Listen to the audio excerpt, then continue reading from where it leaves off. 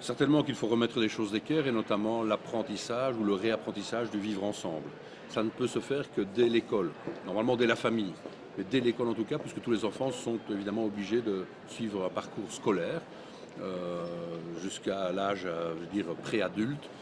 Et donc clairement, c'est l'apprentissage du vivre ensemble, avoir une meilleure connaissance des cultures, des us, des religions et des non-religions d'ailleurs aussi, parce qu'il y a des gens qui ne croient pas. Il faut réaffirmer le droit des gens à ne pas croire en aucun Dieu.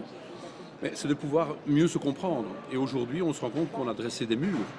Il y a peut-être des cours philosophiques dans les écoles, mais chacun suit son cours philosophique selon son choix, c'est une liberté très bien.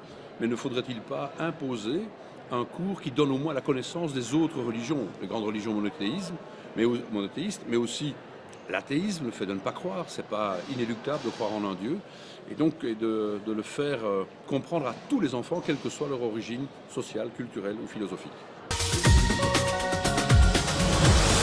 Effectivement, le réapprentissage du respect des autres, la conception de la liberté, c'est quelque chose de fondamental dans nos démocraties. Mais la liberté, elle a une limite. C'est là où commence la liberté individuelle de l'autre.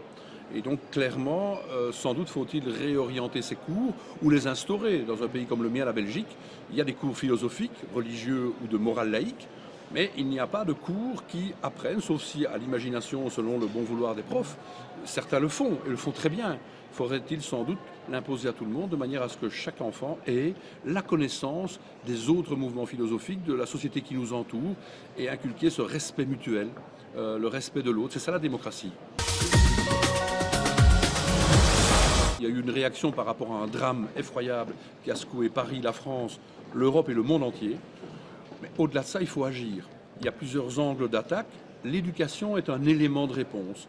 Et donc, clairement, le Parlement européen peut avoir des initiatives, un rapport d'initiative, une résolution, insistant sur la nécessité, dans les programmes d'éducation, d'inculquer, je dirais, ou d'intégrer cette notion du vivre ensemble et du respect commun, du respect mutuel, même si ce sont les États membres qui sont compétents pour définir eux-mêmes leur programme d'éducation. Mais c'est vrai que l'Europe peut avoir, c'est d'ici que peut naître la bonne idée qui pourrait être disséminée dans les 28 pays de l'Union européenne.